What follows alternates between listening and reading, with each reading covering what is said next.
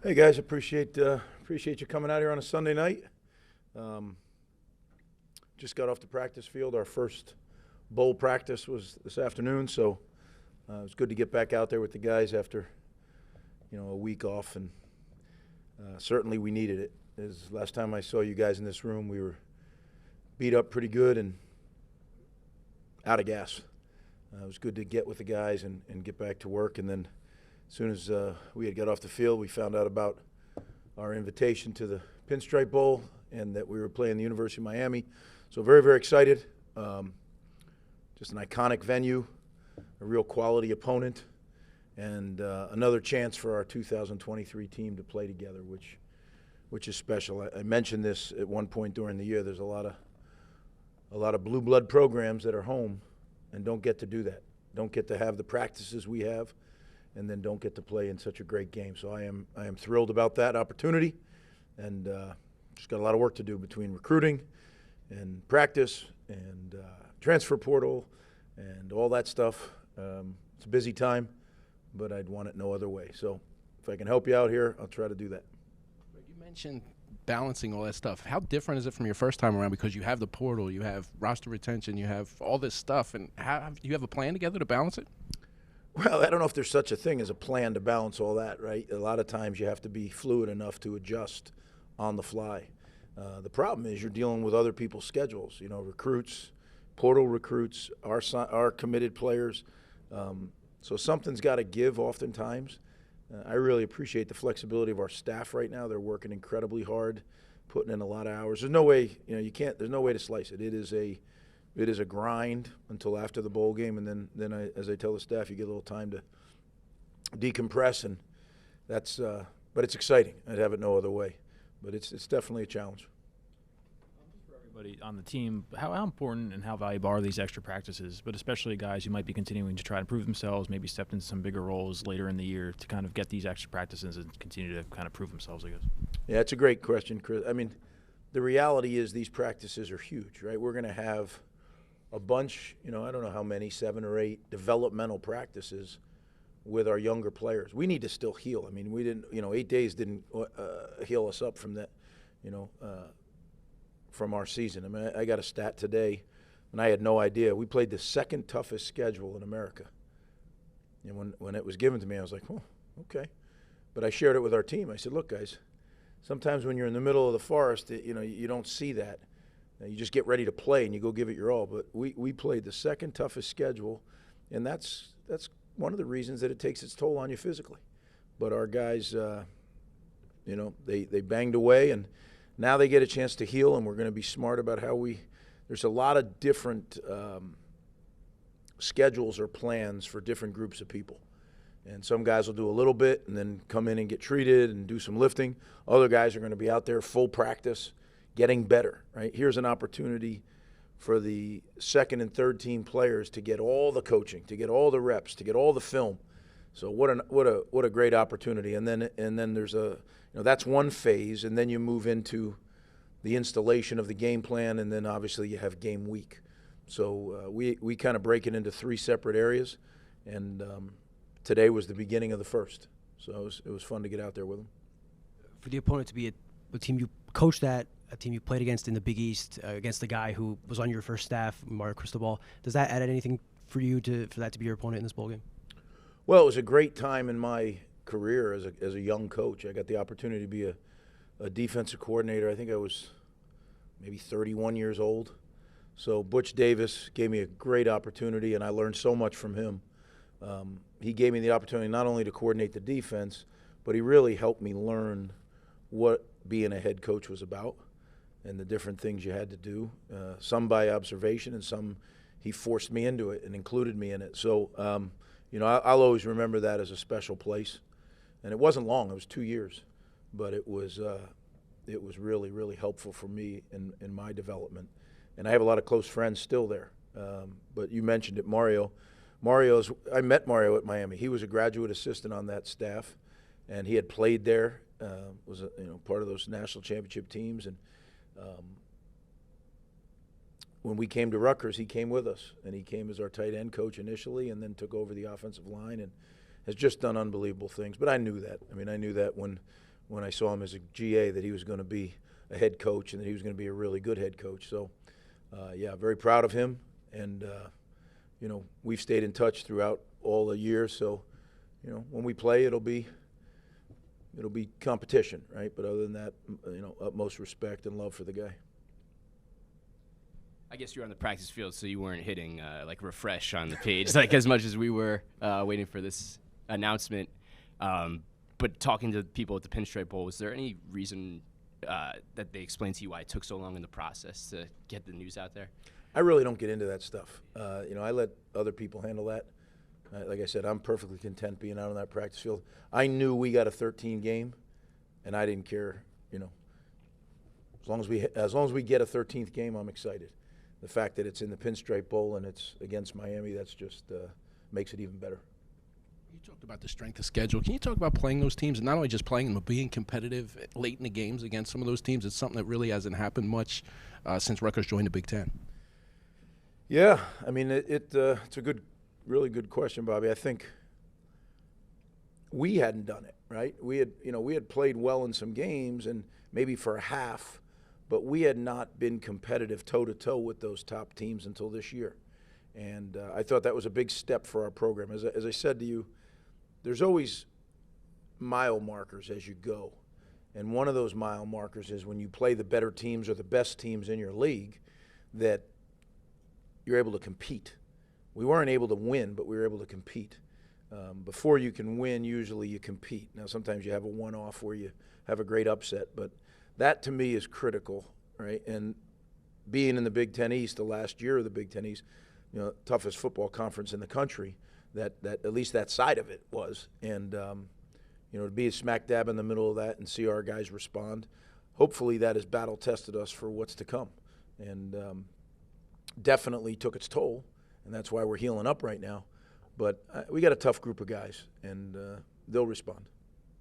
Obviously, there's a group of players who have a decision to make about whether they're going to play in the bowl game, if they're going to pursue the NFL. I guess where are you in those conversations, and when do you hope to know who you're going to have available? Well, we're smack dab in the middle of them, right? So there's all kinds of conversations you have. Some guys aren't sure, is this the right place for me?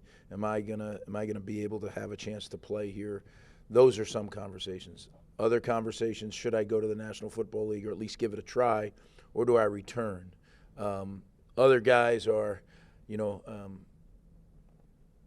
I'm going to go to the league, but I want to play in the game. I'm going to go to the league, and I'm not sure I should play in the game. And there's going to be all kinds of answers to that. I don't, you know, back maybe when I was younger, I worried about that stuff.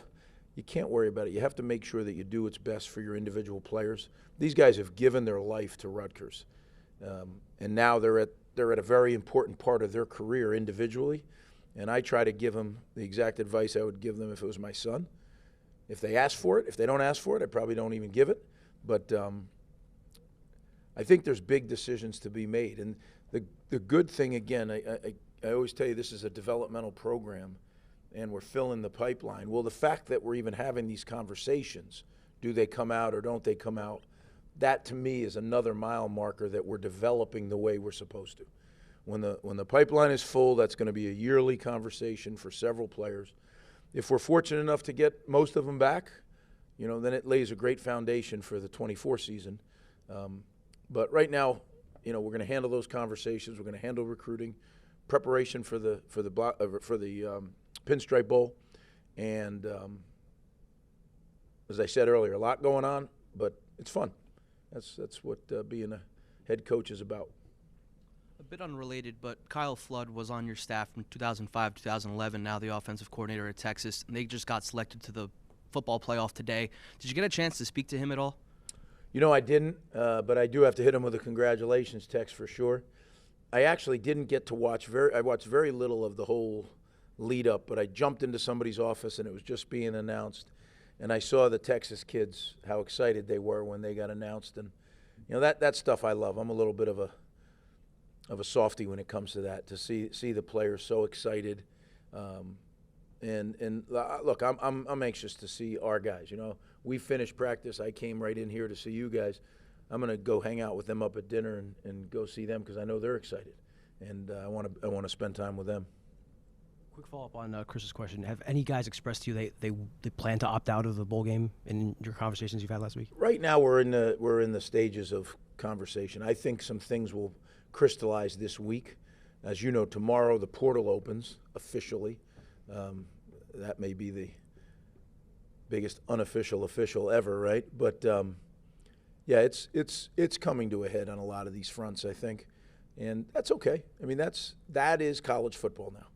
And under my desk, I have a saying written out. It says, "If you don't like it, ... change it or change the way you think about it." I've decided to change the way I think about it because I'm not going to change it. I know that, and I think that we have really good people in our program, and we owe it to them to help them make the best decision for them and for their family. With the portal, I guess generally, what's your plan going into tomorrow, and specifically, do you plan on targeting a quarterback in the portal? Yeah, we have, in college football now, you literally have added a whole nother department in what's the equivalency of a pro personnel department in the NFL, because you have to now scout other colleges and be ready if a guy goes in the portal. You have to know what your opinion is. So we scout every single position just like we do high school prospects. Oftentimes you'll get a little precursor. Someone will give you a tip that they might be going in. That certainly helps a lot, so you're not chasing too many ghosts. But we check every single position. And the reality is that, the transfer portal, there's a lot that goes into that. One of the biggest things that goes into it is NIL.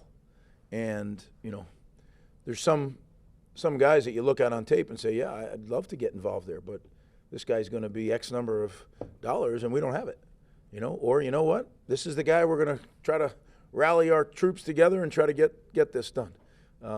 So that's another element in addition to just the talent evaluation and the talent acquisition. There's now a kind of a payroll component that goes with that. So it's tricky. Yeah, it's definitely a handful, but one that, as I said, I enjoy it.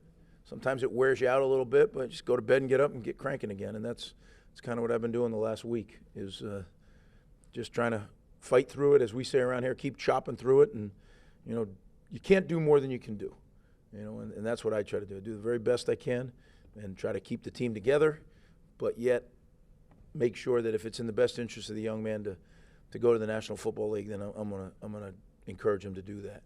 And fortunately, since having been a head coach in that league and having a lot of close friends in leadership positions in that league, we kind of get a good information to pass on to our players.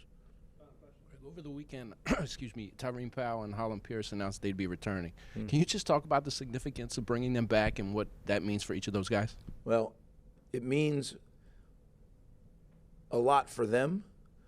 It means even more for our program. I mean, these are two of our marquee players, right? A left tackle who is a NFL player and a middle linebacker who's an NFL player. Both decided to come back, and just so thrilled. They're leaders, they're great players, they're Rutgers, through and through, and they're even better people. And when you have that, when your best players are your hardest workers and your best people, it's easy to point to them, to your rest of your team, and say, hey, you don't have to reinvent the wheel. Just kind of copy what they've done. And they're two guys, one lost a lot of weight and rebuilt his body, and one put on a lot of weight and built his body, but they both worked incredibly hard to get to the same spot, and that's being a really, really good football player. And to have them both coming back for next season is huge. There's a whole bunch more that we're right in the middle of it right now, in the thick of it, and I'm just hopeful that things go the way they're supposed to. Whatever is best, that's what happens, and there's no mistakes. That all the right factors are what drive the decision, and that's my hope, and that's what I'm working very hard to do. But yeah, I'm excited, and these guys, everything gets lost. Everything, the portal and this and that. Oh yeah, guys, guess what? They have final exams right before they go to the bowl game. Right, our final exams end on December 22nd. So right when we're in the thick of our game prep, our guys are going to be in final exams, which is quite a challenge as well. And as I've said to you so many times, at Rutgers, this is really competitive academically. The people you're competing with, and these guys do a great job. I'm really proud of them for that. So everybody, coaches, players, support staff, we all got our hands full, but would want it no other way, and excited, really excited to be representing Rutgers in the Pinstripe Bowl. So thanks, guys.